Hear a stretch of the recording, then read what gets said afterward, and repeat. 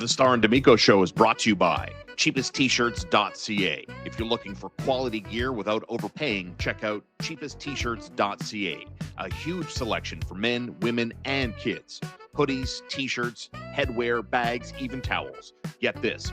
Order today, ship today, delivery tomorrow. Style, value, and speed, all with cheapesttshirts.ca. Brought to you by Cabletel. For reliable alarm systems in Quebec and Eastern Ontario, you can trust Cabletel, servicing the region for more than 20 years. Expert installation and top-tier protection for your home or business. Visit cabletel.com. Email them info@cabletel.com to get secure today. It's Cabletel. Peace of mind you can count on. Brought to you by Morella's. Craving unforgettable steak and fine dining? Morella's Steakhouse on Highway 132, 15 minutes from downtown Montreal, brings you premium cuts, bold flavors, and an atmosphere that's perfect for any night out. From exceptional service to an outstanding wine list, this is where great meals become great memories. Reserve your next night out and go to morellasteakhouse.ca to reserve now. Taste excellence tonight. Brought to you by Little Bear. Looking for the best for your pet? LittleBearOnline.com with online orders. They're also available on Uber Eats. It's a family-owned business in Montreal that's been around for more than 30 years. Chuck, Evie, and their wonderful staff have all your needs taken care of because they care about your pet as much as you do, with the best prices on top brands from around the world. Toys, food, bedding, everything your pet could ever want. LittleBearOnline.com or visit their store on St. Catherine across from Westmount Square. Brought to you by McLean's. Get down to McLean's Pub, 1210 Peel Street in downtown Montreal. It's your go-to spot for great food, cold drinks, and big sports on the big screens. Classic pub food and a lively vibe only steps from all the action. Stop by today at McLean's, 1210 Peel Street. Good times and great company. Lots to dive into today. There's Marco D'Amico. I'm Sean Starr in the aftermath of the World Junior Hockey Championships and a couple of Montreal Canadian prospects, Marco. Let's dive into them. Obviously, front of mind is Canada's forward and Montreal Canadiens prospect, and for Habs Nation, hopeful star for the organization. We'll get into the timeline. And of course, we're talking about Michael Hage, and we will not omit LJ Mooney for the Americans, as both the USA and Canada will not have gold draped around their respective necks at this U20 tournament. But let's talk about Michael Hage and the impact he had over the course of the holiday break and the World Junior Hockey Championships. Let me put it to you in a pointed way. Was Michael Hage Canada's best forward at this tournament? Yes. Yeah, I think you could definitely say that Michael Hage was their best forward, at least the player that, in my opinion, provided the most amount of impact in all three zones. And I think that that's what we need to consider, right? Like his point totals will be his point totals, and he'll lead this team in scoring for forwards for sure. And that's what they'll remember him for. But I think what I'll remember Michael Hage is all the points he didn't get Mm. because of hitting posts, missed penalty shots, being unlucky. He generated the most out of any forward on Team Canada, and I think that's what needs to be remembered in this tournament is that he's a play driver, a chance generator, absolutely lethal on the power play from the left circle. And it really does bode well in terms of his skills in being a top six impact player at the NHL level. So, he left the NCAA leading them in scoring along with Will Horkoff. But when you compared him, and obviously Will Horkoff's a year younger, but when you compared the two, I don't think there was any comparable in this tournament. Michael Hage truly took, put Canada that top line, with Brady Martin before he injured his shoulder, and Gavin McKenna. They took Canada on their backs for a significant part of the tournament until a small spurt from the Michael Misa line, against in the quarterfinal. So I Mhm. liked what I saw. Are there things to work on? Yes, I think faceoffs first and foremost are going to be Michael Hage's biggest thing. If he could really shore up the faceoff aspect of his game, he'll be more than fine because defensively, I liked what I saw. Offensively, I liked what I saw. And then lastly, just going to have to get a little bit more physical, add a little bit more weight to his frame, which is totally normal for a 19-year-old. So again, I see top six potential all day, every day when it comes to Michael Hage. It's simply just a question of where. And that's interesting. I don't know enough about the game to, have a concrete point of view, but it's something I know we've talked about. You've brought up cast a light on the lack of dominance in the faceoff circle at the NCAA level, at the U20 tournament over the holiday period here that we're reacting to? Is that something when you get to the big leagues of the National Hockey League and you project to be a top 6 player? I mean, that's going to be the impediment, right? That will see Michael Hage perhaps not fulfill what a lot of the fan base that's watching, listening to us hopes to see from this prospect, is that he can be the answer, fill the void that is the 2C. I guess what I'm getting at is, can you learn to be better at faceoffs and be a 2C, not a depth center, but a legit 2C? Is that something that can be learned as he progresses along his path?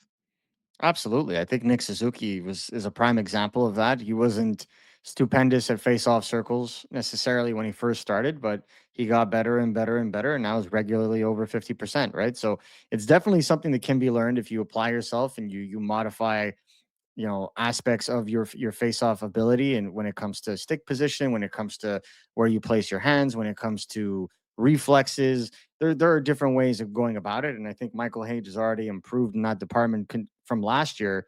He just needs to continue to take steps forward in that regard, and I think, be it himself personally, the Montreal Canadiens in general, they will be putting in resources in order to help him improve that.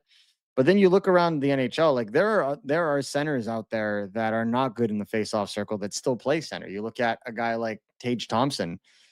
Buffalo is currently using him at center. He's not a phenom in the faceoff circle. If I remember correctly, Nathan McKinnon, not exactly a face-off guy, and if I remember well, either it was in the playoffs or in general, but I think career-wise, he's at or around the 50% mark. You see, right now he's at 49% this season. The last couple of seasons, 44%, 45%, 46%, 49%. So even Nathan McKinnon, who is now what, 30, exactly 30, is able to see improvements in his faceoff game. So if you can do that 10 years after being drafted, 13 years after being drafted, so too can a youngster coming into the league. So I'm not necessarily worried about that. McKinnon came into the NHL with a 42%. His career high is a 50.5%. He can handle playing a center. It's everything else about being a center, Michael Hage does very well. It's simply just faceoffs, in my opinion, right now, and his ability to play down the middle, which he's shown improvement in over the last, I would say, 6 to 7 months. What about what the scouting report said about Michael Hage before the U20 tournament got underway? And what's the report on Michael Hage after he was, in your words, Canada's best forward? How much of his, I don't know, reputation, I'll phrase it that way, has changed? I think a lot of people were kind of expecting him as one of the older players on this team to be one of the leaders offensively, and I think that's exactly what he did. Where I would go one step further, though, is I think he was more open to going to the middle of the ice than he was prior to, and this dates back to even what he was doing in Michigan this season, just attacking soft ice with speed and showing his skill and his incredible vision.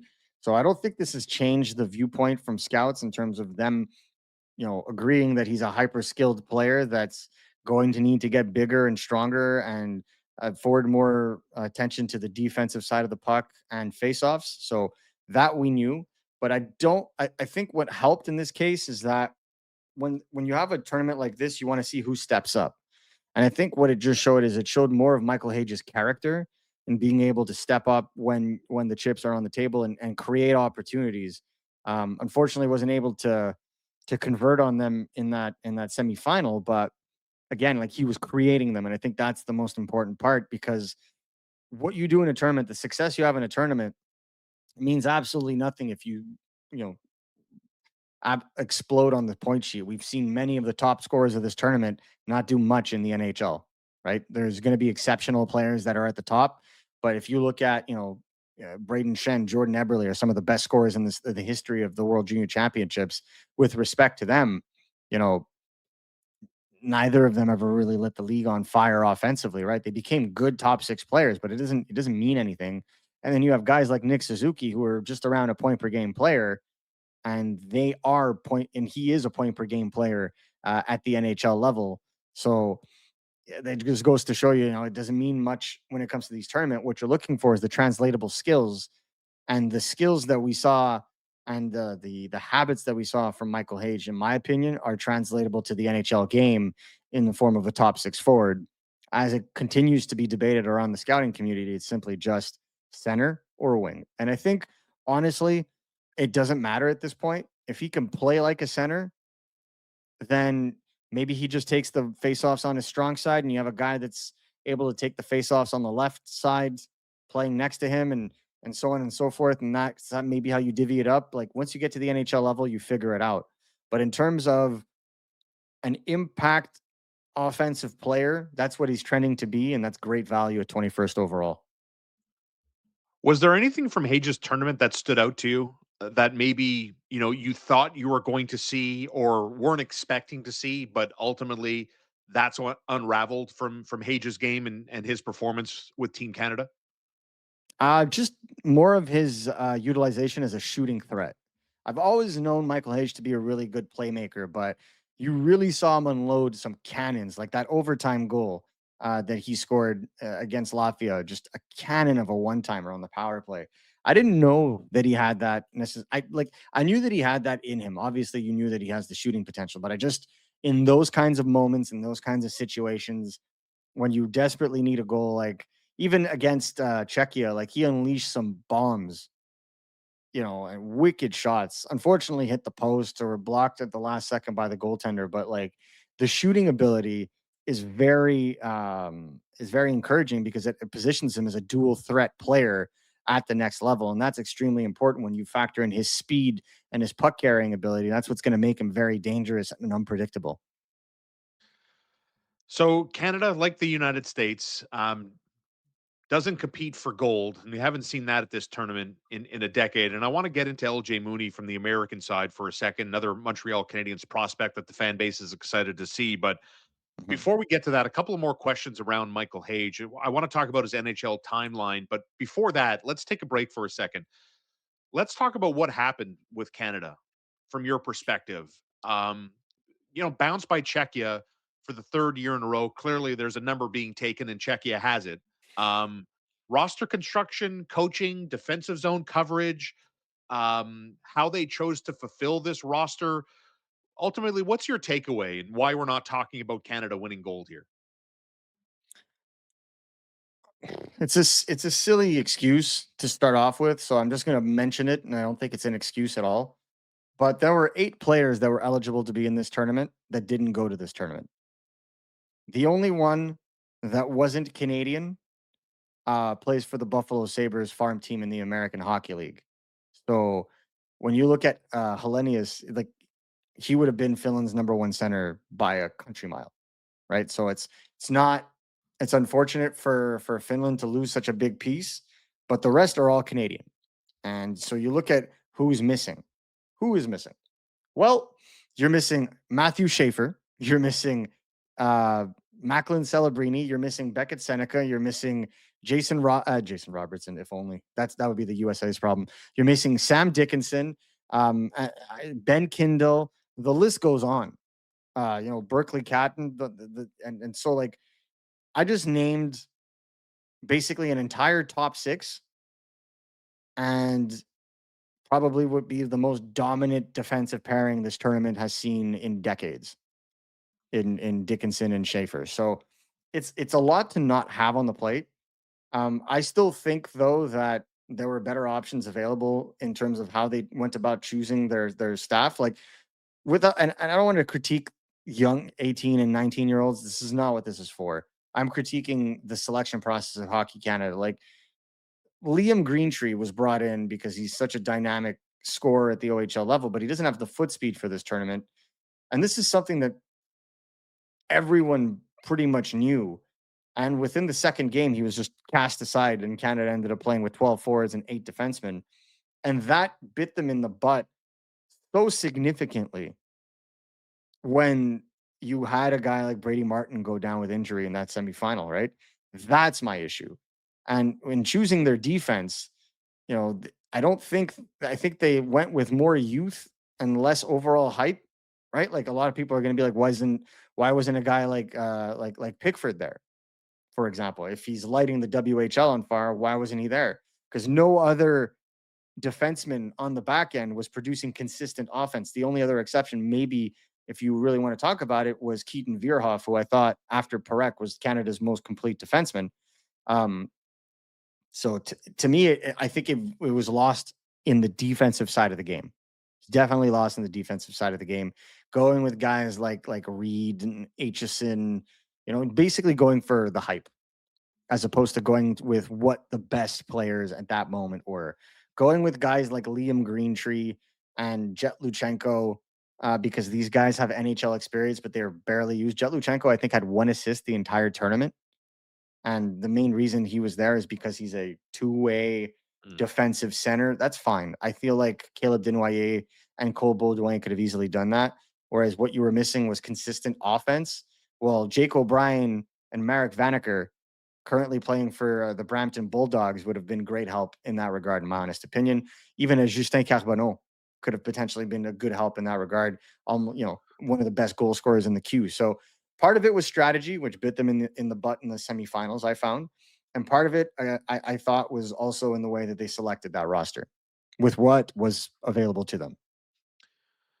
As we react to Michael Hage's performance with Team Canada at the World Junior Hockey Championship, one final question on Hage. We're going to get into Canadiens prospect LJ Mooney from the American side in a second, but what about Hage's NHL timeline? I mean, we've long held the belief that, like this fan base saw with Lane Hudson, when his collegiate season came to an end, you saw him play a couple of games and then made the jump to the National Hockey League. Like, what's a fair / reasonable expectation for Hage and his NHL timeline now?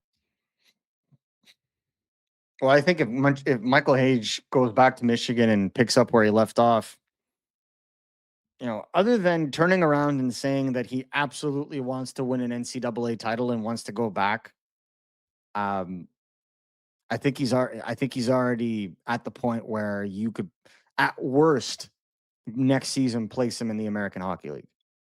I think he's at that point. I think he's going to continue to grow physically. I think he'll get closer to that 200-pound range, which is exactly where you want him to be given his frame and size.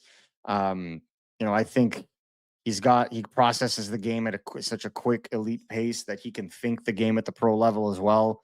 So I think we see him, him and Will Horikoff kind of light up the NCAA as we've seen before.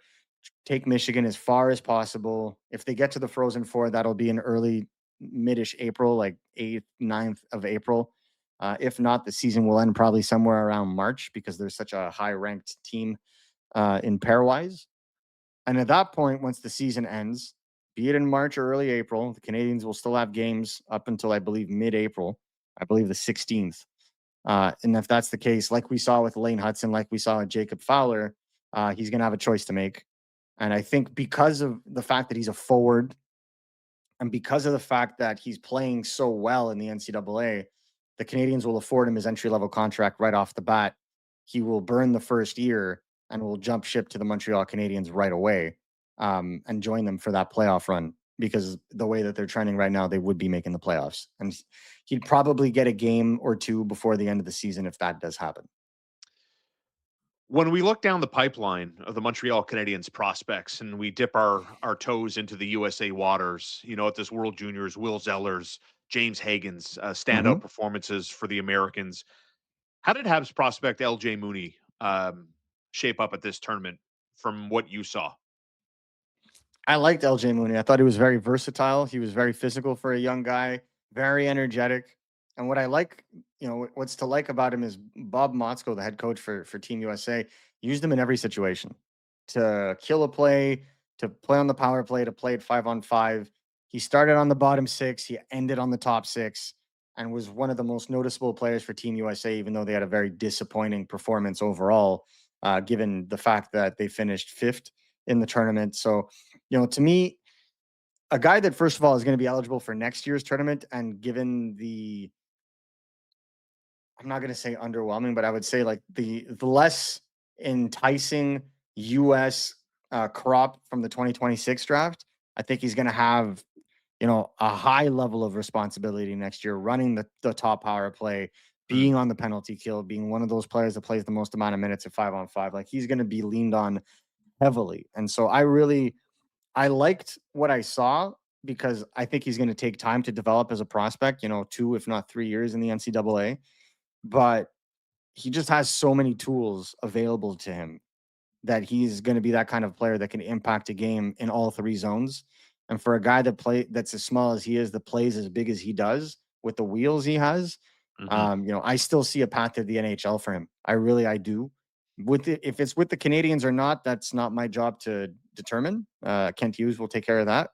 But I just think he has all the intangibles and the hockey IQ necessary to be, at worst, a third line smallish winger that could mm. really be that spark plug the way that maybe a Brendan Gallagher was. Not the same style. I mean, he's faster than Brendan Gallagher has ever been, but he's the kind of heart and soul player that you're going to want when you win something. Like when you look at the 5 games, dash 2, 3 assists, no goals. Were you thinking goals? Were you thinking that this guy was going to be shooting from angles, using that speed as a weapon to manufacture goals for himself, or looking forward to the type of player like you just alluded to there briefly, third line player, if and when his development stays on track and eventually can become an NHL player.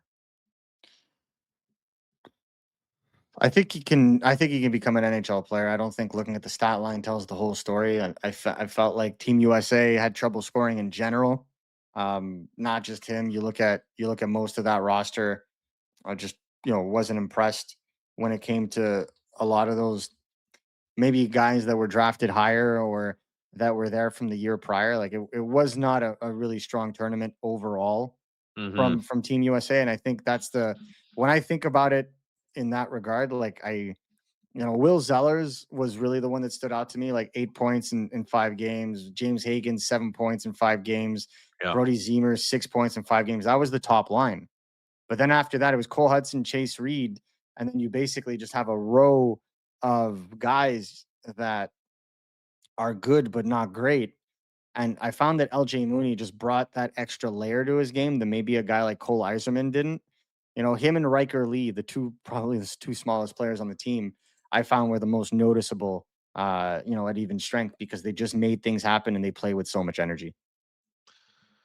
So all in all, for Canada, for Michael Hage, I think the takeaway that most Hab fans probably should have that care about prospects and player development and the future of who's going to play for this team in the future, in the not too distant future. I think good reason to leave this tournament excited about the future of Michael Hage. Is that fair to I summarize here? would.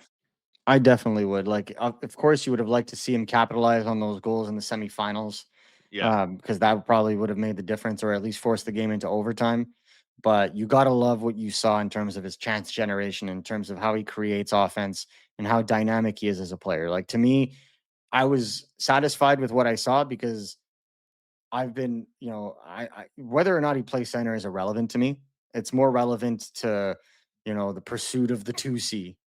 But I think that Mm. as a top 6 forward, he has played exactly the way you'd want, and he's developed exactly the way you would want a top 6 forward to develop, and that's very exciting when you're drafting a guy 21st overall. The Canadians haven't had that kind of luck, drafting a player that late that has been an impact player since Max Pacioretty in 2007. So, to me, in the first round, of course. But to me, like the Canadians either drafted well at the top of the draft or sometimes got lucky in the middle of the draft. You look at Caden Gooley, you look at Cole Caulfield, but in the 20s, it's been an adventure for them over the last decade or so.